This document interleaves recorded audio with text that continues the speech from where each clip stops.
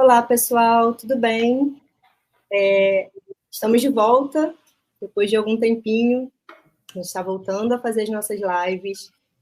E, para começar, eu sou Marisa Santiago, psicóloga, uma das integrantes do coletivo JustPsi, e junto com a Brenda Pacheco, que está aqui do meu lado, a gente faz parte desse grupo de psicólogas que promove ações de prevenção e enfrentamento às diversas modalidades de violência contra a mulher. E a gente adora conversar, né? Quem já assistiu as nossas lives sabe disso. E agora, sempre que dá, porque a gente parou de se cobrar um pouco tanto, sempre que dá, a gente convida uma pessoa especial para estar aqui com a gente, compartilhando histórias, saberes, conhecimentos. E esse mês, o Justiça Convida vai receber para esse nosso bate-papo uma escritora premiada. E eu adoro repetir isso todas as vezes, porque a Clara diz isso e eu adoro dizer isso. Uma escritora premiada. E a gente aproveitou o título do livro dela, né? Do primeiro livro dela, que é maravilhoso e que é super instigante, que já causou aqui várias polêmicas nos bastidores, várias pessoas vieram falar com a gente. Meu pai, inclusive, mandou uma mensagem: como assim o homem, infelizmente, tem que acabar? Então, apresentando a nossa super convidada, Clara Corleone, atriz, escritora, produtora e professora de escrita criativa, que é um curso maravilhoso. Façam, procurem a Clara depois no WhatsApp, no Instagram. Ela dá todas as dicas e o curso é maravilhoso, eu fiz e adorei. Ela é autora dos livros O Homem Infelizmente Tem que Acabar, da editora Zucchi, Porque Era Ela, Porque Era Eu, e Predadores, da LPM. Clara, bem-vindo ao nosso bate-papo. Estamos muito felizes com a sua participação hoje. Eu que estou feliz, obrigada por me receberem. Obrigada, meninas.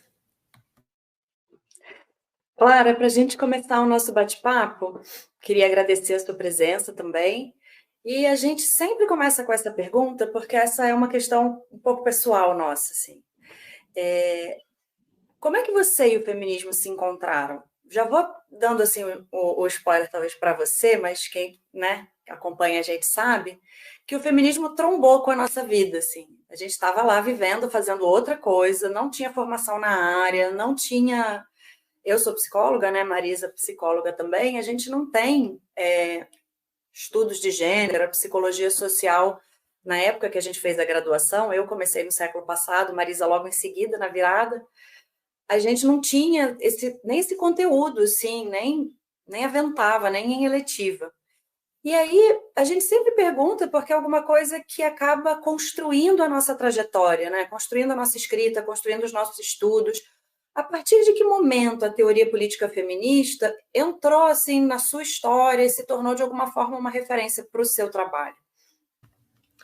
Eu acho essa pergunta é uma pergunta difícil, porque o meu pai brinca falando a verdade que eu sempre fui uma feminista, sempre fui. Daquele jeito que a mulher branca, heterossexual, oriunda da classe média, entra para o feminismo, digamos, né? Então, percebendo que as atividades domésticas eram as gurias levantar para fazer, né? Nós somos 5 filhos, 4 mulheres e um homem. O Pedro não precisava levantar para fazer, percebendo que o meu irmão não tinha horário para voltar para casa, mas eu tinha. Então, assim, com essas. E que um cara que beijasse 3 gurias numa festa era o Renato Gaúcho, era o gostosão, era o bonzão, e a guria que beijasse um que fosse já era uma vagabunda, né? Então, foram coisas que desde o início eu sempre questionei. Eu sou muito chata, tá? Questionadora, eu sou muito xarope, eu sou muito analítica, eu penso muito as coisas o tempo inteiro, assim, tudo. O que é isso aqui, né? Não é à toa que eu me tornei uma escritora, né? Então, esse pensamento sempre teve ali. Mas eu me lembro que lá no colégio, eu era uma guria, eu devia ter 14 anos, 14, 15 anos, eu li um livro que não era de teoria feminista, mas era um livro chamado o Diário de Carolina, o Diário Secreto de Carolina, em que a personagem era uma feminista. E a partir dali eu quis começar a me colocar como feminista, mas eu fiquei sabendo que as pessoas achavam as feministas chatas, feias, né, desagradáveis. E eu queria muito que as pessoas me achassem legal, bonita e agradável. Então, por um tempo, eu deixei aquilo quieto, fiquei na minha, nunca mais me coloquei como uma feminista. Mas aí as feias coisas. e infelizes, né? Com certeza. E não é à toa. Não é à toa que as pessoas falam isso. Não é à toa. É uma forma muito, muito eficaz de manter nossas meninas e nossas garotas e as próprias mulheres longe do movimento, né? Já que o nosso grande objetivo de vida é casar com um homem. Eu adoro essa história, porque é como se fosse um negócio da China casar com um homem, né? Imagina se ser uma coisa justamente que afasta eles, né, de mim. Então, é muito... O patriarcado, ele é uma coisa maravilhosa, né? Ele é muito bem colocadinho, assim, né? Todo desenhadinho. Mas aí, como eu sempre também gostei muito de escrever e sempre fiz muito isso, quase como se fossem artigos de opinião, só que no Facebook, né? Então, essa questão do feminismo começou a ficar cada vez mais forte, até um ponto em que eu disse, não, eu sou uma feminista. Eu escrevo sobre feminismo há 15 anos. Então, para algumas pessoas que dizem, eu já escrevo sobre isso há tanto, eu digo, nossa, mas eu faço isso faz muito tempo, né? Talvez eu não colocasse exatamente com esse nome. Eu falava sobre assédio, por exemplo, sexual. E muitas mulheres que hoje em dia são feministas diziam que bobagem. É assim, é elogio, ai, gostosa, ai, tá querendo aparecer. Não, eu tô achando uma merda mesmo, né? Então, eu não sei dizer, assim, quando que isso realmente se sucedeu, é uma coisa para mim bem intrínseca, e ele se torna uma parte importante, como você colocou ali, né, Brenda, da minha obra, porque eu escrevo a partir do meu ponto de vista, né, e o feminismo é para mim muito importante, é uma questão muito importante, mesmo quando eu não pretendo escrever sobre sobre isso, enfim, eu acabo sem querer, querendo, escrevendo, né, uma parte muito forte para mim. Não tem como a gente tirar o filtro, né? Depois que a gente, ou a partir do ponto em que você enxerga, eu tenho alguns alunos assim que me disseram isso ao longo da vida. Nossa, depois que a gente discutiu essas questões, agora eu vejo isso em todo lugar. Sim, porque está em todo lugar, não é? Como você falou, né? O patriarcado ele é muito bem amarrado, ele é muito construído, né? Assim, no mínimo detalhe ali, né? E aí não dá para não ver. E não dá para desver, né? E eu acho sempre curioso, assim, quando a gente fala disso, essa pergunta sempre lembra, e eu acho que eu e a Brenda, a gente teve esse momento de se descobrir feminista ou se nomear feminista. Eu acho que é um pouco disso que a Clara falou, né? Como todo mundo diz pra gente que feminista é como criancinha, né? Tipo, são ruins, assim, essas mulheres são esquisitas. Eu lembro que eu e a Brenda, a gente foi num congresso até aí no Sul. Para quem não sabe, né, o sotaque da Clara já denuncia que ela é do Sul. E a gente foi nesse congresso, e eu lembro que eu e a Brenda, a gente ficava olhando aquilo, parecia assim que a gente estava... Era meio criança ainda num parque de diversão, assim, que a gente olhava aquelas mulheres todas e a gente falava, não é possível que a gente é igual a elas, a gente pensa isso também igual a elas, assim, sabe? Foi uma coisa meio... E aí depois a gente vai olhando para a nossa história e a gente vai vendo, putz, a gente já era, a gente só não dizia que era, porque todo mundo diz que a gente não pode ser, né? Mais uma vez, a gente, mulheres, sempre tem alguém dizendo que a gente não pode fazer. E a gente, nessa lógica do patriarcado, a gente não pode ser muitas coisas, né? E aí eu fiquei aqui pensando, né, que nesse congresso, assim, a gente viu e conheceu muitas mulheres, assim, muito impactantes, que fizeram essa virada de chave pra gente, né? Então, eu queria saber de você, quem são as mulheres, assim, suas grandes referências femininas, feministas, de mulheres, de possibilidades de mulheres diferentes? Quem são elas hoje para você? Elas são muitas, né? De anônimas a pessoas famosas, assim, tem... Eu adoro a história que a minha mãe era a mesma coisa, era feminista e não sabia, né? Porque é uma pequena história aqui.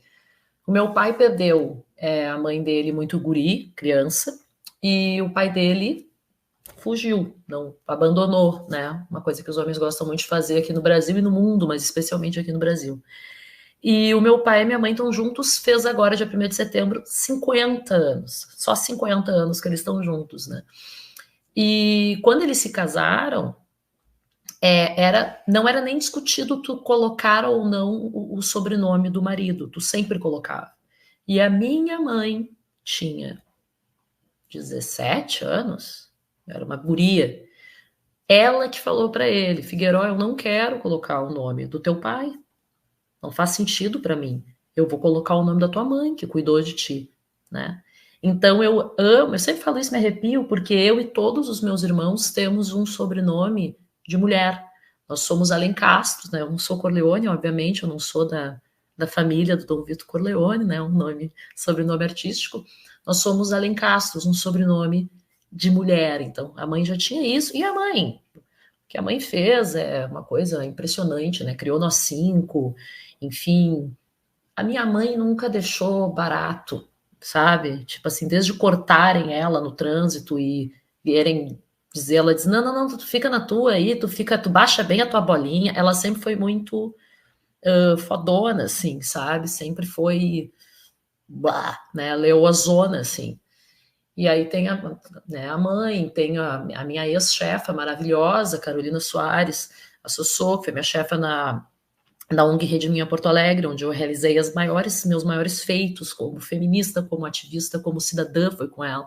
Uma pessoa impressionante, uma pessoa que falou na ONU de Nova York, lá em Nova York, tipo, sobre o nosso trabalho, que ela sempre puxou, que ela sempre é ativista desde guria. E aí das nossas, assim, das grandes mulheres, né, eu sou muito, muito fã da Olga Benário, da Angela Davis e da Jane Fonda, né? A Jane Fonda tem um trabalho lindo com garotas nos Estados Unidos, é uma parte aí da vida dela que poucas pessoas conhecem, além de ter sido uma mulher absurda, né, durante toda a sua vida, e ainda ser uma mulher incrível, ela tem essa participação e tal, muito ativa, porque eu falo muito sobre isso, assim, eu acho que o feminismo, ele é uma condição ativa. Você não é simplesmente, você tem que fazer as coisas, né? Você tem que se dar nas ações. Então, é isso que eu presto muita atenção, assim, até pra gente não cair no conto do vigário de feministas que surfam numa onda. Feminista não é tu colocar uma camiseta escrito feminista, tu colocar um adesivo, um bottom, né? Tu sair com as tuas amigas para tomar um drink e viva feminismo, sororidade. É legal sair com as amigas para tomar um drink. Isso não está colaborando com a equidade de direitos, né? Entre homens e mulheres, né? Então eu fico muito atenta, assim, a quem faz. E aí é isso, seja uma amiga, seja minha mãe, seja uma super ativista ou uma super artista de Hollywood.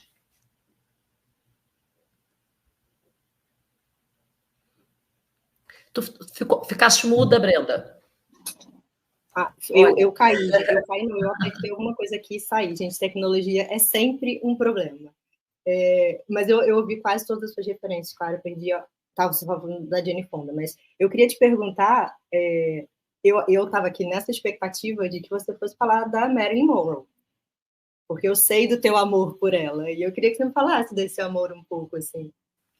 A Marilyn, ela tinha uma questão daí, como é que eu vou dizer isso? A Marilyn era uma pessoa muito à frente do seu tempo, tá? No entanto, a Marilyn performava várias questões absolutamente panacas, mas também porque era lá, ela morreu em 1962, né? Ela nasce em 26 e morre em 62.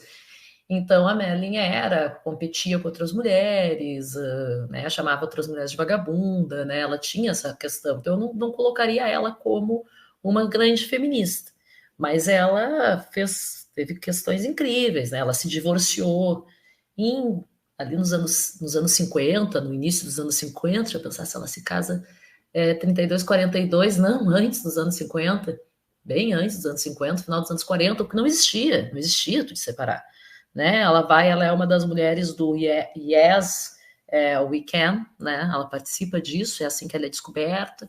Ela é a primeira pessoa de Hollywood que corta com os grandes estúdios, porque só chamavam ela para fazer papel de loira burra, o que ela não era, né? Essa é uma das maiores mentiras forjadas pela mídia. A Marilyn lia Camille, lia teatro russo, era amiga dos maiores intelectuais, amiga de políticos, sempre foi de esquerda, sempre foi progressista.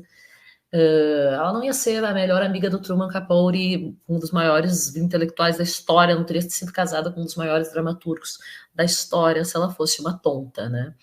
Então, é essa admiração que eu tenho por ela, claro, depois de ter lido aí mais de 20 biografias, né, sobre a moça, mas a primeira biografia que eu li dela, faz 500 anos, é a melhor biografia dela.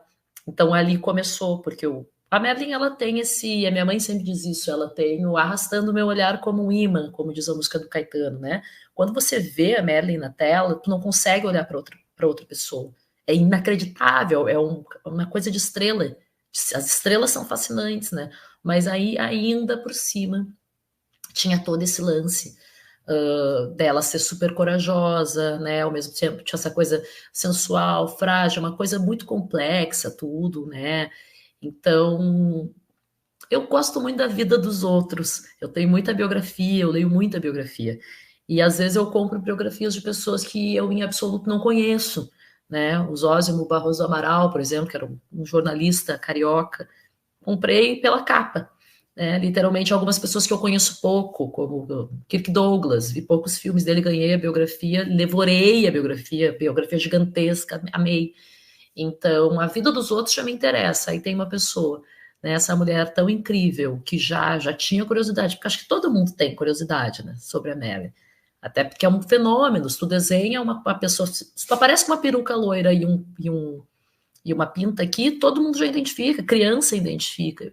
Muita gente identifica e nunca nem viu um filme da Melly, né? Então, acho que juntou assim um pouco a fome e a vontade de comer. Já sou curiosa, já gosto de biografia, ainda pega uma estrela de cinema com uma vida rica, né?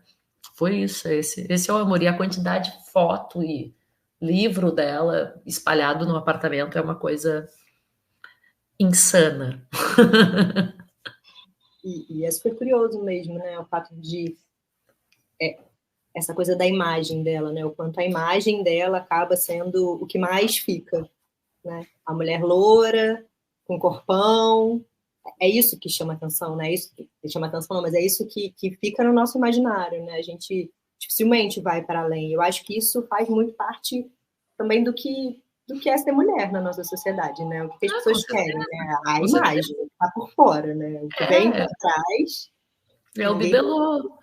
É o bibelô, né? Isso é muito usado contra as mulheres na política. É só reparar, ou tu é uma gostosa que provavelmente transou com todo mundo para estar ali naquele papel, né? Porque claro que se tu é gostosa, tu é uma sonsa, né? É umas coisas assim que se colocam. Eu tava falando com a minha melhor amiga, uma das minhas 17 melhores amigas, né? Eu sou uma mulher de sorte que eu vou fazer. Semana passada, que eu sempre tive seio grande, meu seio desenvolveu quando eu tinha 12 anos, eu era criança. E sempre associaram isso a uma mulher, então, erótica, pornográfica. Uma puta, nada contra as putas, muito pelo contrário, tudo a favor. Mas é uma coisa que associam, né? E na política é isso, ou tu é uma gostosa, burra, que tá ali porque deu para alguém, ou tu é uma horrorosa, né? Tu é uma feia, tu é um dragão. O que tu tá fazendo aí? Que nojo, como se os políticos fossem belíssimos, né? São tudo, parece o Michael B. Jordan, não sei onde é que eu tô aqui, né? Meu Deus do céu, quanto é bonito. Né? E como se isso tivesse alguma importância, né? A beleza da mulher, né? Muito calcado, assim, o nosso valor nessa questão da beleza, né? Eu sou absolutamente contra isso, e eu sempre digo, se eu tenho alguma beleza, porque eu não me acho propriamente bonita, eu sou sexy. Tem quanta duração a beleza no Brasil? Eu acabei de fazer 38 anos, por quanto tempo mais? Ainda vão me chamar de gatinha e não sei. Quanto tempo? Então, se eu vou me fissurar nisso, eu vou enlouquecer. Quanto tempo mais eu sou? Quanto tempo uma mulher é considerada bonita no Brasil? Porque a gente tem uma cultura extremamente pedófila, né? Então, assim, com 12 anos, ali, como eu falei, depois de desenvolver o meu corpo, eu já comecei a ouvir um monte de coisa na rua. E aí, não sei, quando eu tinha 35, 34, 35, já estava sendo chamada de coroa. Então, é uma coisa muito, muito maluca. A gente vê o nosso valor muito acima disso, e seria tão gostoso se a gente visse desde sempre, ou a gente vai enlouquecer, né? E isso é tão sofrido e tão enlouquecedor. Eu trabalho muito com a clínica, né? Eu estou no consultório, já vai aí 2 décadas. E eu tenho uma paciente que é uma mulher inteligentíssima, que é uma administradora de empresa, e ela é incrível. E ela entrou na menopausa, ela está com 51 anos. E um dos sofrimentos dela vem da seguinte descrição, assim, isso ficou para mim, vai fazer citações importantes para a vida, by consultório. Porque quando a gente é jovem, o nosso corpo é para a vida. E você entra na menopausa, o seu corpo é um corpo de morte. E aí me veio assim, como a dor, né? E tem a ver com esse sofrimento, né? Que você só tem vida, só serve para viver, só vai ser valorizada, só vai ser reconhecida, enquanto você é aquela jovenzinha, né? Jovenzinha reprodutora, né? Desse lugar que vai ser a mulher escolhida para ser a boa mãe. É muito Enquanto a importante. gente tem prazo de validade. Tem prazo de validade? Tem prazo de validade. Quando sai desse lugar, é como se estivesse morto. Muito pesado. Mas nesse lugar, a gente queria muito saber dessa história de o homem que, infelizmente, tem que acabar, né? Conta pra gente um pouco sobre o livro, como é que surgiu a ideia, inclusive do título do livro, e se você acha que realmente, né, o homem tem que acabar? Sabe que quando esse livro foi escrito, o livro foi publicado em 2019, tá? Eu fui convidada para escrever ele no dia 14 de março de 2019, quando completava 2 anos da morte da Marielle Franco, tá? Por isso que eu me lembro, por isso que eu sempre gravei. E o que eu acordei com a minha editora, com a Karina e com a Joana, a Joana editou, a Karina publicou, é que eu buscaria publicações no Facebook, independente de ser crônica, independente de ser opinião, independente de ser só diálogos ou poéticas, tanto que O Homem Infelizmente Tem que Acabar, ele tem esse subtítulo, Crônicas, Poéticas e Deboches, né, Clara Coglione. Então, eu fiz uma curadoria de textos de 2014 até 2019. Independente se eram os textos que mais viralizavam, né? Que eu teve inclusive textos meus que viralizaram que não entraram, não estão lá, né? Então foi uma escolha mesmo minha. Mas então fui construindo ele. Então, foi assim que ele é construído, tá? São os textos e tal, e a Joana que tem a ideia genial de como editar. Eu não teria publicado esse livro, não existiria sem a Joana. Burrigo, eu sempre falo sobre isso, é super importante falar. Esse livro não é só meu, é dela também. Em 2019 estava em voga, 2018, 2019, um meme que era O Homem Infelizmente Tem que Acabar. Então, se tava alguma merda que um homem tinha feito, que difícil. E aí botava essa frase. Ou então a mulher assim, meu marido, eu pedi para ele alimentar a nossa filha e ele perguntou o que ela come. O homem, infelizmente, tem que acabar. Tá? Então era uma piada, era um deboche.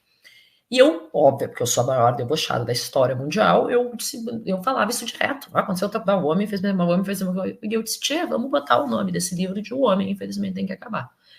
E a minha editora, a Karina só disse assim, tem certeza? E eu falei, tem. Então tá, então tem, a Clara tem, vamos embora, né? E no fim foi uma decisão muito acertada. Ele não foi pensado em termos de publicidade. Eu nunca pensei em ganhar dinheiro escrevendo livros. Que bom, porque no Brasil, boa sorte para você ganhar, em qualquer lugar do mundo, né? Boa sorte para você ganhar dinheiro vendendo livro. Não pensei no título para polemizar, para não sei o quê, tá? Eu pensei no título por causa disso, porque era um título que tinha tudo a ver com o que estava escrito ali. E aí, quando eu começo a dar as primeiras entrevistas, ou quando as pessoas começam a me perguntar se o homem, infelizmente, tem que acabar, eu fico, não, mas o que é isso? Imagina, eu adoro meu pai, meu irmão, gosto de homens, tenho até amigos que são, não sei o quê. Isso dura 1 ano. Hoje em dia as pessoas me perguntam, o homem infelizmente tem que acabar? Eu digo, sim. Sim. E eu não sei em que mundo as pessoas estão vivendo que elas não perceberam isso, né? A gente teve agora, essa manhã, morreu a atleta que o ex-marido simplesmente ateou fogo a mulher na frente das crianças. Isso é todos os dias. É insuportável. É insuportável. E assim, por mais que eu queira dizer que o homem tem que acabar, e como diz a Nani Rios, a nossa livreira aqui da Livraria Baleia, logo se vê que eu sou hétero, porque eu dei o infelizmente, eu ainda sou boazinha. Eu tô querendo dizer que a gente tentou de tudo e tá dando tudo errado, né? A gente tentou de tudo, a gente fez de tudo, a gente tentou educar, a gente tentou falar numa boa, a gente tentou não sei o quê. Então, assim, vão pro inferno que carregue, entende? E aí, só que, claro, o que eu tô falando aqui? Eu não tô falando que o homem tem que acabar, que os filhos das minhas amigas têm que morrer, que meu pai tem que morrer, que algum homem o Al Green tem que morrer, né? Óbvio que eu não, pelo amor de Deus, né? Eu vou exterminar todos os homens agora, o que eu vou fazer? Não é isso. Eu tô querendo dizer que essa ideia de masculinidade tem que acabar. E não era nem para existir. Porque, veja bem, enquanto os homens estão indignados com o título desse livro, porque às vezes acontecem ondas como o mar no indo e vindo infinito, do Neida, eu começo a receber 400 mensagens, putinhos, porque eu escrevi uma coisa irônica, debochando, e se tu abrir o livro, tu vai ver que tem várias cartas de amor para homens, né? Não dizendo assim, fulano de tal, mas assim, uma mulher se relaciona com homens, né? Então, né, sorvetão, tipo assim, querido, quem sabe tu abre, não vão abrir, não vão ler, né? Então os homens estão bravos por causa do deboche, mas nós não estamos pegando meio leve demais com quem está levantando a mão todos os dias para bater na nossa cara, porque é isso que a gente passa? É assédio sexual, é violência doméstica, é violência sexual. Hoje, além de ter lido essa da morte da atleta, eu li que um cara na França simplesmente dopava a esposa e que ela foi estuprada por mais de 90 homens num site de merda que era uma coisa assim, sem ela dar, tipo assim, estupro, venha estuprar a minha esposa. Então, assim, eu não sei em que mundo as pessoas vivem quando elas me perguntam sobre isso, ou quando elas me acham muito polêmica. Eu não sei em que mundo as pessoas vivem, num país que ocupa o 5º lugar com as maiores taxas de feminicídio, onde as mulheres são mortas, estupradas, apanham a cada 2 minutos. Eu não sei. Quem é que está nos matando, nos estuprando, nos assediando? É quem? É homem. E aí é o quê? Eu tenho que ficar... Ai, desculpa, não foi isso que eu quis dizer. Foi isso que eu quis dizer. O homem... Estou dando o benefício do infelizmente. Tem que acabar. E o homem que não entende isso tem que acabar mesmo. Tem que acabar, porque todos os homens que leram o livro, todos os homens que vieram falar sobre isso e que queriam ouvir, porque eu não tô aqui para dar aula para ninguém, não sou professora de escrita criativa, não sou professora de feminismo, tem mulheres que vai falar muito, muito melhor e que são muito mais importantes do que eu para falar sobre isso, né? Mas quem se propôs a ouvir e ouviu, entendeu. Não é tão difícil entender. O que é difícil é sair do palanquinho do privilégio. Isso é que é difícil. Porque quem não entendeu não quer entender. Não quer ouvir. Quer ficar ali de boa na lagoa, né? Enquanto, repito, somos assassinadas, estupradas, apanhamos, né? Nos ferramos aí 24/7. Sou muito tranquila, como vocês podem ver, né? Não me exalto, sabe? Sou muito simpática, desculpa, gente. Mas, Clara, eu trabalho aqui na região serrana, no estado do Rio. Eu me mudei do Rio para Nova Friburgo, né? E eu estou participando de um projeto de prevenção à violência, junto com o Tecle Mulher, que é uma organização daqui, e a gente está indo às escolas da rede estadual, fazer um trabalho com alunos, professores e tudo. E é muito, assim, impressionante como as pessoas têm essa imagem, assim, de que um Brasil do interior, né? Cidades muito rurais, tudo muito verde, vaquinha, produção de orgânicos. Aqui tem produção de orgânicos à beça, então que a gente está num lugar, assim, um pouco idílico. E esse projeto selecionou essa região do estado do Rio porque a gente tem um dos maiores índices de violência contra a mulher do Brasil. A gente tem um índice fora da curva de feminicídio, sendo cidades assim. Eu fui a uma cidade aqui próxima que chama Sumidouro, por conta de uma pedra que tem uma cachoeira que tem um sumidouro d'água. E é uma cidade de, se eu não me engano, é uma população entre 5 e 10 mil habitantes. E no ano passado foram efetivos 2 feminicídios que chegaram a óbito e uma tentativa. Uma cidade que, assim, todo mundo conhece todo mundo, em tese, assim, você teria um controle social da visibilidade mesmo. E não, é alarmante. E aí os professores e os alunos, eles repetem isso. Não, mas é porque sempre foi assim, não é que antes não tinha, é que antes ninguém falava. Né? E aí eu acho que isso é uma questão assim que não tem como negar que acontece. E esse crime que a gente viu com a atleta africana de Uganda, né? Eu não sei pronunciar o nome dela, porque eu li assim muito brevemente e não conheço a pronúncia. Ele parece uma coisa assim muito terrível, né? A coisa de tacar fogo, mas aqui no Brasil isso é absolutamente comum. E as pessoas ficam... Tem um documentário sobre a Lei Maria da Penha, em que aparece uma mulher entrevistada e que ela ficou completamente deformada, assim, não dá para ver o pescoço dela, né? É uma cena do filme. E as pessoas vivem como se não fosse, né? Numa eterna ilusão de que o Brasil é um país de gente boa praça, é um país de gente solidária, é um país de gente, ó, todo mundo, né, abraçado em nome das coisas boas e do bem. E não é, né? A gente vive num dos países mais violentos do mundo e a gente é alvo de violência regularmente, né? Assim, dos modos mais simbólicos até esse modo assassino, que é o feminicídio, né? E eu acho que a grande curioso mesmo, né, do título do nome da Clara, do título do livro da Clara, é justamente as pessoas ficarem chocadas com esse nome, o homem infelizmente tem que acabar, mas com o resto todo, ninguém se choca, né? Porque a gente não vê essa luta dos homens para dizerem, não, olha, vocês estão errados, não é bem assim, vamos lá, vamos tentar entender o que está acontecendo. Não, ninguém quer entender, né? Vamos criticar o título. Que homem tem que acabar? Isso é um absurdo, são as feministas, aí vamos chegar de feminista, porque o feminismo vira xingamento, né?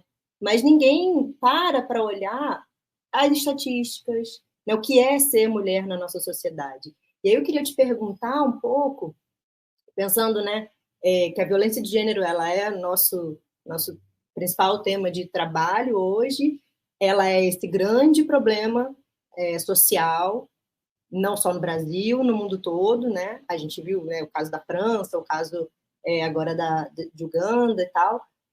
Mas esse tema também está muito presente nos teus livros.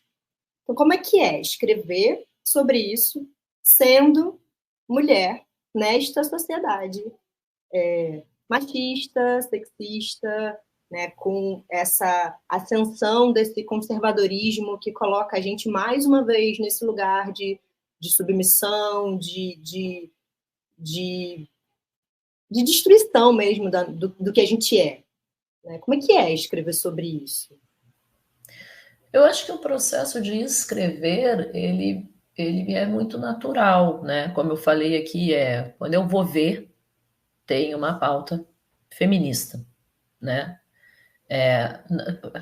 Predadores foi um livro escrito pensando em explorar a questão da ascensão de uma pirâmide de violência, tá? Então eu pensei, essa personagem vai passar por uma violência doméstica, essa personagem vai passar por um slut shaming, essa personagem vai ser estuprada. Essa personagem vai ser uma mãe com um pai que não ajuda. Eu adoro esse termo, que eles ajudam. Eles ajudam a criar os próprios filhos. Eles ajudam a cuidar da própria casa. Né? Então, isso foi absolutamente pensado. Mas o livro que eu vou lançar esse mês agora, Rosa e Violeta, eu não pensei em falar sobre isso. Aliás, eu nem queria falar sobre isso. Mas, no final das contas, eu tenho um assassinato de uma menina de 16 anos.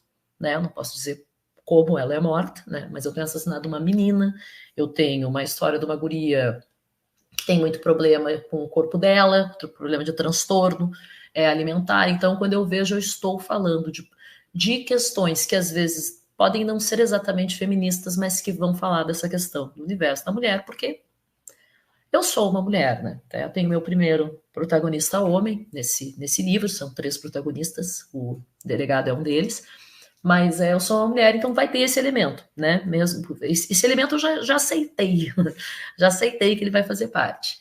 Escrever, então, não é um problema. Eu não escrevo pensando, será que isso aqui vai acontecer isso? Será que não sei o que lá, né? Para mim tá tudo tranquilo. O que acontece às vezes é o pós escrever, né? E não só na obra física em si, nos livros. Eu escrevo, sou muito ativa no Instagram, né? Eu tenho um jeito de migrar a questão dos textos de Facebook para o Instagram, porque escrevo lá no Canva, abro o aplicativo para deixar eles mais bonitinhos, né? Então me pinta uma ideia. Eu escrevi um texto agora, antes da gente entrar na live, bem a jato, né? Então, algumas vezes, quando alguns deles alcançam uma grande gama, como aconteceu quando eu escrevi sobre as enchentes de maio e a questão do voluntariado, eu não estava falando de feminismo, não estava falando nada disso. Eu estava dizendo, o voluntariado desta forma, nesse ritmo, não é sustentável. Bom, vocês não têm noção das mensagens que eu recebi. Dos homens que achavam que nunca fizeram voluntariado na vida deles, né? Que quando alaga em bairros distantes, em bairros de periferia, nunca foram. Tá? Sempre se fez. Quem é que está sempre à frente dessas coisas, inclusive, de ativismo, ONG, ORG? Mulheres, né? Mulheres. Quem é que está sempre à frente de qualquer tipo de movimento social? Mulher. Mas os líderes são homens. Sim, porque elas não conseguem ou ser ouvidas ou elas não se veem como líderes. Não é um lugar para a mulher. A mulher é a rainha do lar. Ela não é a ativista que vai pegar lá o microfone no palanque, né? Tanto que as nossas mulheres políticas, para o bem e para o mal, independente de partido, elas falam muito bem. Repare, por que elas falam muito bem? Porque ou elas falam bem, ou não vai rolar. Ou elas falam bem, ou não vai acontecer, né? Então tem que aprender. Então eu recebi uma onda de hate de homem que nunca atacava a minha ideia, atacava a minha pessoa, né? Então era assim, vagabunda, eu não sei, até acho uma coisa meio curiosa, né? Porque vagabunda, eu entendo, não é o contrário de vagabundo, né? Não é o contrário de uma pessoa que, sei lá, não trabalha, né? Vagabunda é sempre dito uma mulher que faz muito sexo. O que tem a ver, se eu fizesse muito sexo, que eu gostaria, inclusive, com a minha opinião não ser relevante, eu não consigo nem... Então, assim, eu acho a pessoa tão... Aquele meme do Caetano, como você é burro, isso aí que você disse é tudo burrice, eu não consigo nem gravar o que você disse porque você se expressa de uma maneira burra, que eu realmente não me atinge. Real oficial. Eu sofri uma onda horripilante de hate há alguns anos, foi na pandemia, foi em 2020, porque aquele deputado Daniel Silveira, rica daquela pessoa, lembro que quebrou a placa da Marielle Franco, ele postou uma foto da Manuela Dávila com o meu livro, com O Homem Infelizmente Tem que Acabar. E aí... Só que daí o que eu queria? Eu queria que fã de Daniel Silveira se exploda. Eu quero que fã de Daniel Silveira se foda de verde e amarelo, entendeu? Eu não tô nem aí pra esses caras. Pra mim é a mesma coisa que eu bati agora em Pablo Marçal, em Nego Disse, essa gente falcatrua, sabe? Que foram caindo um por um, né? Um foi preso, outro... Bom, daqui a pouco até vai ser prefeito de São Paulo, né? Eu não sei que país é esse. Mas... eu não tô nem aí se esses caras... Entende? Eu acho que tem uma coisa que a idade traz, né? Que pena que a gente não tem isso com 10, com 15, com 20 anos. Eu sou uma mulher de quase 40 anos. Eu digo assim, meu Deus, eu sei... Quem sabe de mim sou eu, aquele abraço. Então, quando vem o hate, quando vem as mensagens, quando vem não sei o quê, para mim é bloquear. Tchau, eu não penso, não me impacta. Né? Falar sobre isso, ser uma mulher que fala sobre isso num país conservador, num mundo cada vez mais conservador, realmente não me impacta, não me impacta. Eu sei muito quem eu sou, assim, isso está muito tranquilo para mim. E além de tudo, eu sempre digo, meu maior privilégio não é ser branca, não é ser oriunda da classe média, não é ser hétero, não é. O meu maior privilégio é que eu venho de um lugar de afeto, de amor e de respeito. Da minha família, dos meus pais e dos meus 4 irmãos. Eu tenho base. É a coisa mais bonita que a gente pode ter na vida, né? Então eu amo muito eles e eu sou muito amada de volta. Então eu sei, né? Até qualquer coisa, se todo mundo me virar as costas, eu tenho lá essa galera toda por mim. Então não me afeta uma pessoa dizer como tu é escrota, não sou. Como tu é burra, não sou. Né? Não, sabe? Ai, que nojo que tu escreveu querendo falar mal dos voluntários. Não é isso que eu falei. Se tu entendeu isso, meu irmão, assim, grande beijo, forte abraço, né? Então é uma coisa que talvez, se fosse lá com 20 anos, eu ia me desesperar, eu ia começar, vou mudar aqui, vou pegar mais leve, mas hoje em dia a maturidade é tudo, envelhecer tem que servir para alguma coisa, não é mesmo? Envelhecer é incrível. É tudo. Esse negócio. Tem algumas coisas que eu não gosto. Eu tô batendo 43 aqui. Tem algumas poucas coisas que eu não gosto. Quando eu estava no doutorado, eu fiz uma crise de coluna, porque ninguém lê e escreve isso tudo trabalhando e não fica com dor nas costas. Impossível, não tem musculação que salve. Fiz uma baita crise de coluna, vai no médico, vai aqui, vai ali, não sei o quê, faz o negócio de uma tomografia. E aí, né, você estava preocupada de ter inventado um negócio de uma hérnia, e aí perguntei para a pessoa que estava ali me recebendo no exame, eu falei assim, mas a imagem tá boa, eu tô com alguma coisa assim grave? Não, não, dona, você pode... Aí dona já, né, quase 40, já parecia bem dona, ou senhora, é só artrose normal da idade. Então, essa parte é a única que me incomoda, mas aí eu vou para musculação, e a gente enfrenta isso porque essa dor é muito menor do que a dor subjetiva da juventude, do desespero, desse negócio de ficar querendo ter o corpo da Barbie e ser a melhor aluna e ser a desejada e querer numa ilusão de que alguma hora a gente vai dar conta de agradar todo o patriarcado e que a gente vai conseguir ainda ser rica nessa vida sem ser herdeira. Mas esse negócio do corpo... Essa questão do corpo, você coloca nas suas redes sociais que já foi uma questão muito complicada para você, que hoje em dia você tem uma relação de amor com o seu corpo, mas que não foi sempre assim, né? Que você também enfrentou transtorno alimentar durante a sua adolescência. Como é que isso mudou? Quando foi que isso mudou? E como é que você fez? O que aconteceu assim, para você construir uma relação de amor com o seu corpo e com você mesma? Olha, eu amaria saber o que deu a virada de chave. Eu amaria saber, porque eu gostaria muito que nenhuma menina, garota, mulher passasse por isso, né? A bulimia e a anorexia são problemas extremamente graves, né? Elas matam. Às vezes as pessoas falam, a outra ali querendo falar de uma bobagem. Não é bobagem, né? A Amy Winehouse era bulímica, a Lady Di era bulímica, a Whitney Houston era bulímica, né? É um problema muito grave e quem passa sabe o que é, né? Então eu sempre digo isso, eu sou uma sobrevivente da bulimia, graças a Deus, né? Eu não sei quando é que virou a chave de parar de contar caloria, de parar de me pesar assim loucamente o tempo inteiro, tá? Mas quando a pandemia estourou, e eu fui bem respeitosa de pandemia, que eu sou muito certinha, eu sou a brisolista, né? Eu sou legalista, então eu só ando dentro da lei, como diz a música do Chico. Fiquei em casa, e sozinha em casa, né, gurias? Porque eu não moro com um companheiro, com uma companheira, não moro com o irmão, eu e as minhas cachorrinhas e a minha gatinha que já faleceu. Eu tinha plena consciência que eu precisava fazer exercício físico, né? Eu já estava sedentária, a minha falta de fôlego estava me incomodando muito.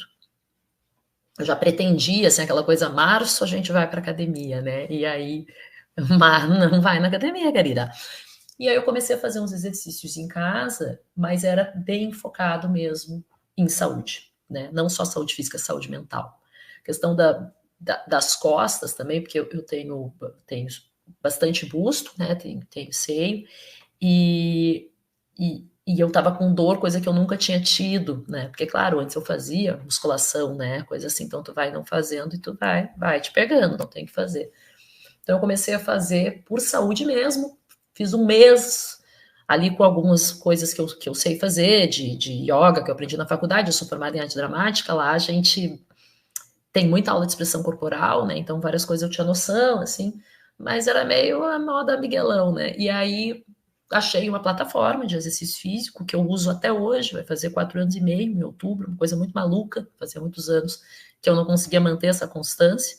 Malhar em casa, obviamente, ajuda, ser tão barato, evidentemente, ajuda, mas eu comecei a fazer realmente por saúde. Então, coisas que eu jamais faria antes, por exemplo, não vou fazer esse exercício aqui que é só alongamento e aí eu não vou emagrecer, né? Quando eu parei de perseguir o emagrecimento, foi uma coisa muito maravilhosa, porque daí o exercício virou uma coisa assim, antes feito que perfeito, então eu vou fazer, que é o que eu faço até hoje. As minhas aulas, meus treinos não duram mais que 20 minutos, muito raro.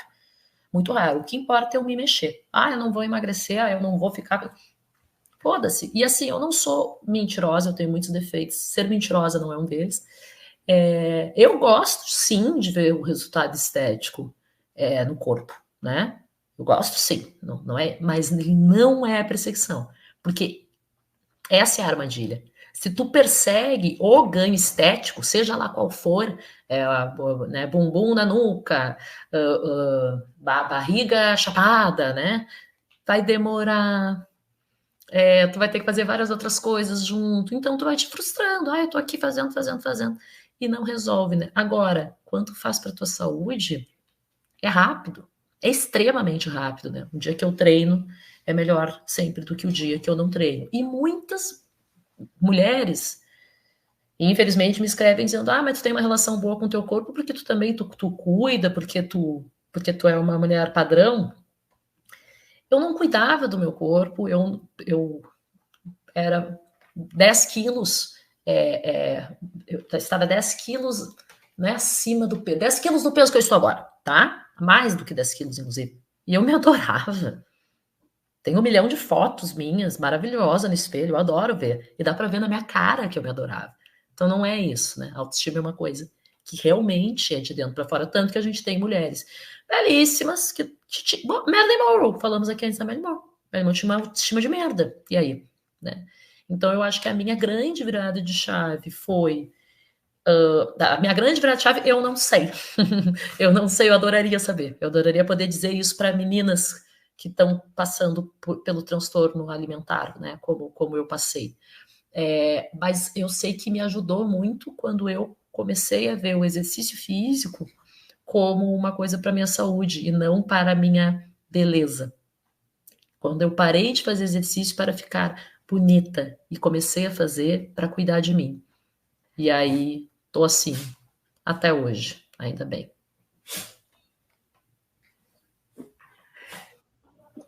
Quer falar, Brenda? Pode falar. Clara, eu fico sempre encantada quando eu escuto, porque eu leio a Clara já da época do Facebook, bem antes de fazer o curso dela. Eu comecei a ler a Clara lá atrás, eu me lembro, inclusive, nem vou entrar no tema, quer dizer, o tema o que me levou para a Clara é um tema que não tem como, a gente falou dele aqui hoje o tempo inteiro, e eu acho que tem muito, assim, o que você faz, o que você produz, né, nas redes sociais, tem um impacto muito grande, né? Tanto na questão do corpo, eu acho sempre muito bonito, assim, eu acho super divertido. E para quem não segue a Clara, gente, sigam o Instagram da Clara, porque é maravilhoso. Ela bota as fotos dela e, coitada da Paula Oliveira, que chora muito ao ver, né, a Clara se tornando um grande símbolo sexual, né? Então eu acho muito divertido, assim, a forma, até com a leveza que você trata esse problema, né? Os transtornos alimentares são problemas super sérios, atingem milhões de mulheres. Eu acho que tem uma coisa que eu faço uma formação e somos todas psicólogas mulheres, né? E com a Luana Flor, maravilhosa, que já esteve aqui com a gente. E a gente sempre fala muito, teve uma das aulas que a gente falou de uma palavra que assim, isso me marcou e está aqui anotado nos meus post-its aqui da parede. Clara ensinou isso também na aula de escrita criativa. Eu tenho post-its espalhados para todo lado aqui, vocês não estão vendo, vocês veem a parte bonita do cenário. Mas os post-its estão aqui. Tem um deles que fica aqui, ó, bem na minha frente, assim, que como eu atendo mulheres no consultório, né, eu acho que é uma coisa que sempre aparece. Das meninas de 20 anos, as mulheres de 60 e poucos anos que eu atendo, todas elas, em algum ponto, a gente vai atravessar uma palavra que, para mim, é emblemática, assim, que é inadequação. A gente vive numa sociedade que coloca a gente sempre nesse lugar da inadequação. A gente nunca vai ser suficiente. Se a gente é magra demais, é porque a gente é magra demais e você não está cuidando da saúde. Se você é muito gorda, é porque você é gorda e você não está cuidando da saúde. Se você é bonita, se você é loura, se você é alta, se você é baixa, a gente vai estar sempre nesse lugar da inadequação, porque a nossa sociedade, né, o patriarcado, o machismo, ele constrói a gente nesse lugar. E é assim que a gente é controlada, né? E a gente é controlada o tempo inteiro. E a gente fica tentando alcançar patamares que são inatingíveis para todas nós. Da mulher mais bonita, como a Clara falou, né? Tem mulheres lindíssimas, né? Padrão estético de beleza que são referência, e elas estão extremamente frustradas e sofrendo, porque tem que manter esse padrão, porque eu não posso comer um chocolate, porque senão eu vou sair desse padrão, e aí eu vou perder contrato, e aí isso também é sofrimento. É sofrimento para a gente desde muito nova. Né? Então, inadequação é uma palavra que tem, assim, reverberado em mim, na minha formação, nos meus atendimentos e na minha família, vendo as mulheres, né, da minha família, vendo o envelhecimento das mulheres da minha família, vendo minha sobrinha crescendo, né? Então, como a gente está sempre nesse lugar e como isso é cruel com a gente, né? É muito sofrido, assim. E aí eu queria saber, Clara, a gente está aqui meio que chegando no final, eu queria saber de que forma você acha que o teu trabalho, né? Porque o teu trabalho me impactou lá atrás, anos atrás, no Facebook, e nossa, eu comecei a pensar muitas coisas a partir dele. Eu li os seus livros todos. E eu queria saber de que forma o teu trabalho pode contribuir, né, para o enfrentamento da violência de gênero, para essas tantas opressões que as mulheres sofrem na nossa sociedade. Então, você se vê como uma referência assim, desse enfrentamento nesse lugar? O que acontece? Quando eu trabalhei na ONG, que eu coordenei durante 5 anos, sim, com certeza, né? A gente teve a nossa campanha Isso é Feminicídio, que colocou o termo, o subtítulo feminicídio em todos os boletins de ocorrência do Rio Grande do Sul. A gente criou o mapa do acolhimento, que primeiro a gente molhou todos os lugares que acolhiam as mulheres vítimas de violência sexual, eles eram tudo umas merda, então a gente criou um mapa, um site, onde se dizia onde tinham esses lugares, mas se oferecia um atendimento gratuito, psicológico. Eu sou voluntária do mapa. Exatamente, isso aí. Maravilhoso. Psicológico e jurídico, né, Marisa? E jurídico, né? Então, e dentre outras coisas, a gente não trabalhava só para mulheres, parece que sim, quase isso, né? Mas a gente tinha outras frentes também, né? Chamada Rede Minha Porto Alegre. Então, ali eu me sinto muito tranquila com o meu feminismo, com o meu ativismo, né? Inclusive, às vezes, mulheres que vêm me dizer, é feminista e mostra a bunda. Mostra minha bunda o quanto que eu quiser, porque assim, o que você fez pelo feminismo? Duvido que tenha feito o que eu fiz. Até porque se tu tivesse alguma realmente noção, né, dessa questão toda das mulheres de respeito, tu nem estaria me escrevendo essa bobagem, né? Se eu ainda postasse foto ali de pós-treino dizendo feminino, isso é uma coisa tão pateta que, pelo amor de Deus, né? Isso é ridículo, né? Como é que uma bunda torna a equidade impossível? Então, ter me tornado lá atrás uma referência, e não pelo trabalho na ONG, sim pelo título do meu primeiro livro, de feminista, uma referência aqui, tá? Sendo aqui bem, colocando aqui bem os pingos nos is, me trouxe uma situação de desconforto. Por quê? Porque eu passei a ser chamada em tudo que era evento, em eventos importantes, em matérias de jornal, para falar sobre feminismo. E será que a Clara, branca, hétero, cis, oriunda da classe média, padrão, essa patricinha do Bonfim, é assim a pessoa mais importante para a gente ouvir quando a gente fala sobre feminismo? Isso começou a me incomodar muito, né? Então, eu comecei sempre a perguntar, tá, mas aí vai ter mulher preta, vai ter mulher PCD, vai ter prostituta, vai ter mulher trans, como é que vai funcionar esse negócio? Vai ser 3 branca falando sobre o que precisamos mudar né, para o feminismo e para frente. Que rei sou eu para dizer alguma coisa, né? Eu prefiro escutar, né? Então, até por isso que eu, nesse meu quarto livro, não se toca nisso, entendeu? Não tem uma coisa ali feminista. Tem uma relação de mãe e filha que a gente pode encarar como uma questão, mas assim, tá bem camuflado, porque eu mesma não pensei, né, em escrever sobre isso. Então, eu sou feminista, eu sou uma escritora, mas eu acho que a minha contribuição para o feminismo, ou para a minha contribuição, infelizmente, para o enfrentamento da violência contra a mulher, que tem que ser a nossa principal bandeira, né? Qualquer mulher que é feminista e que não está ligada nisso, e em outras frentes, em outros meandros disso, como a questão da legalização do aborto, que é um feminicídio de Estado, né? Essa merda ser ilegal em qualquer situação, e não só nessa situação que me incomoda. Criança não é mãe, estuprador não é pai. É evidente que criança não é mãe, é evidente que estuprador não é pai, mas todas as mulheres têm que ter direito a realizar esse procedimento. É um procedimento cirúrgico, né? Se os homens... Bom, estou falando aqui para convertido, né? Se os homens abortassem, o aborto nunca teria sequer sido ilegal, né? Então, isso como é que me incomoda, é um incômodo, me incomoda um pouco, porque eu acho que tem pessoas muito mais importantes para falar sobre isso, para falar sobre feminismo do que eu. Agora, eu espero, o que eu escuto e eu fico feliz, assim fica melhor. Pronto, assim fica melhor.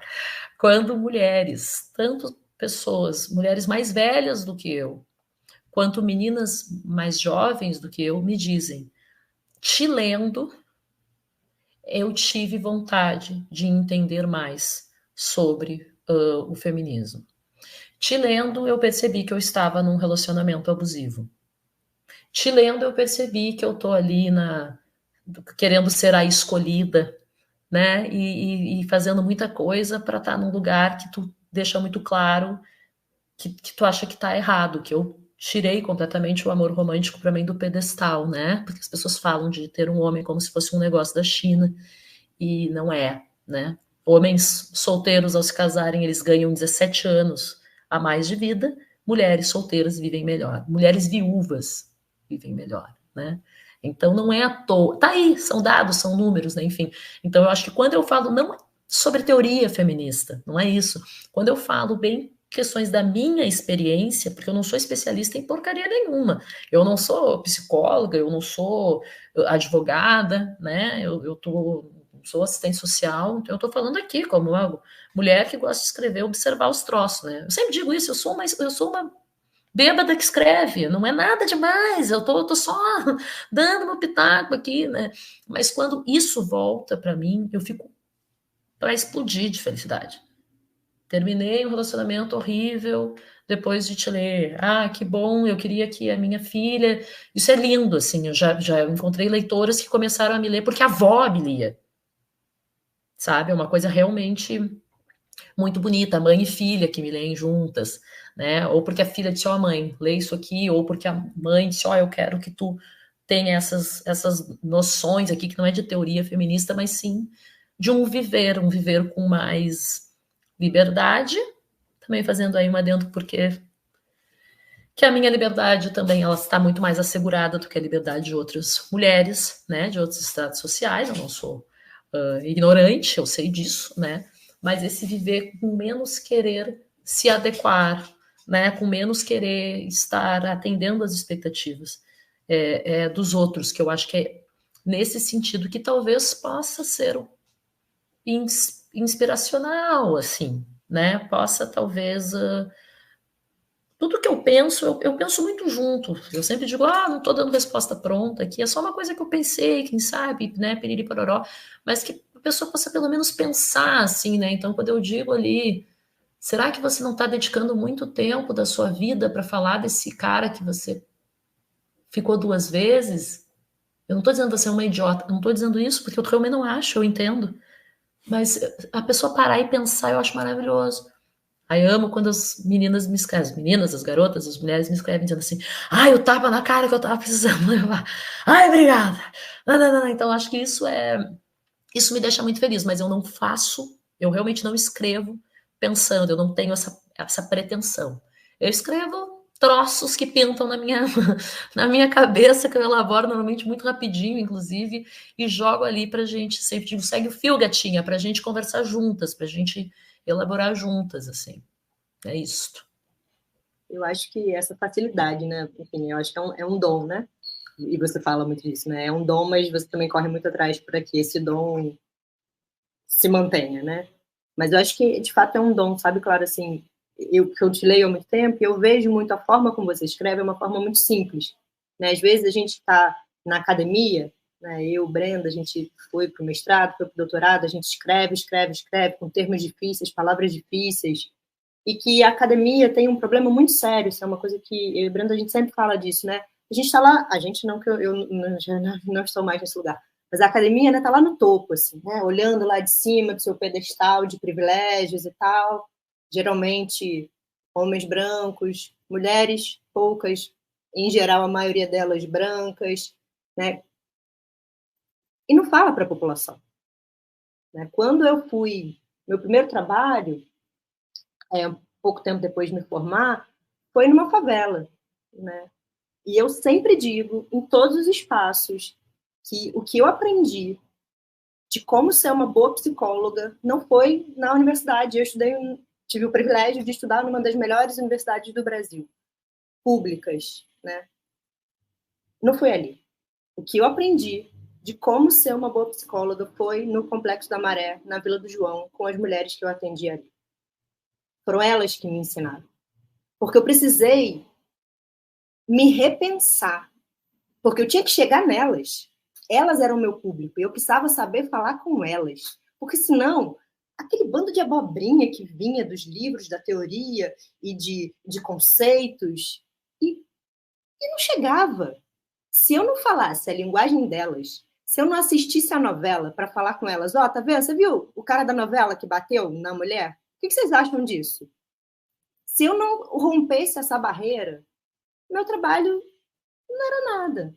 Então, acho que você tem, e aí eu falo como leitora, como admiradora também, eu acho que você tem esse dom de conseguir romper essa barreira da intelectual, porque, nossa, claro, é uma escritora premiada, poderia estar nesse lugar, né, de, eu sou uma escritora premiada, como tem um monte de gente por aí, mas não, sabe, eu acho que você sai desse lugar. E eu acho que sair desse lugar é quando talvez, e você não diz, né, você está falando aqui pra gente que você nem acha que tem esse potencial todo, mas eu acho que quando você sai desse lugar, você atinge tanta gente, tanta gente, tanta gente, e que mesmo que você não tenha a pretensão, eu acho que você está fazendo um trabalho super incrível, super incrível. Né? E quando eu falei com a Brenda, eu quero convidar a Clara. A gente já queria ter te convidado há muito tempo, mas aí teve a questão das enchentes. Era exatamente naquele mês.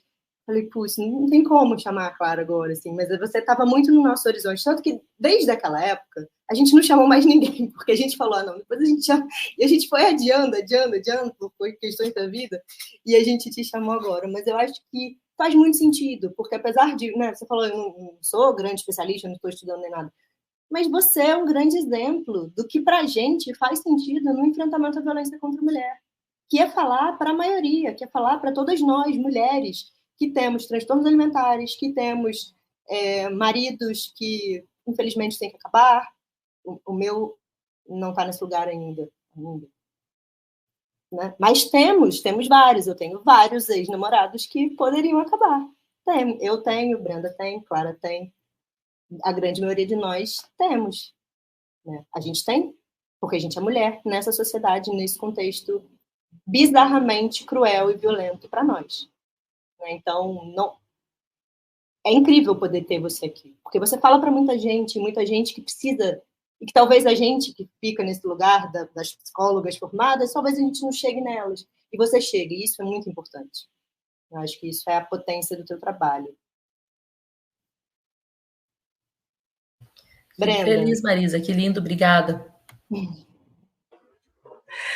Clara, eu vou fazer só os agradecimentos para a gente chegar nos nossos finais, dizer que foi um super prazer, em nome do Juspici, reiterar as palavras da Marisa, que já falou tudo, né?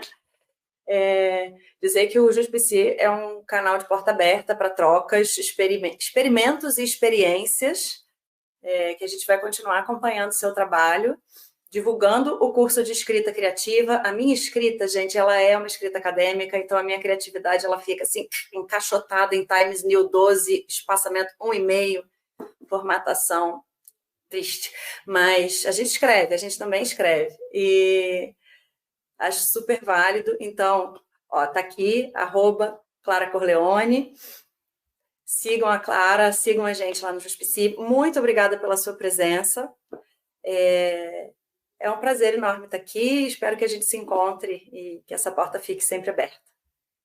Eu que agradeço, meninas. Foi um prazer muito grande também. Obrigada. Gente, eu sou muito terrível para essas coisas. Assim, eu sou uma péssima influencer digital. Eu via subir um comentário, aí a pessoa já tinha descido, então desculpa qualquer coisa, eu boca aberta, entendeu? É boca aberta mesmo, tá? Então, desculpa qualquer coisa, isso rolou, eu fico olhando para as gurias, e aí quando eu vou ver, o troço já sumiu, então se eu não respondi alguma coisa, se quiser mandar lá no Instagram, eu respondo lá. Muito obrigada. Obrigada, gente. Obrigada. Obrigada, Clara. Obrigada, Brendinha. Obrigada, Lucas, que está sempre nos bastidores. E beijo em Billy e beijo em ela. Que então, estamos se sentindo invejados. Da Clara, super participativas sempre. Beijo em Cacau, que está lá na casa de Marisa, em Fortaleza, e beijo em Malte Torrado, que está lá na sala. Todos cachorristas aqui. Obrigada, meninas. Até a próxima. Obrigada. Beijo, boa noite.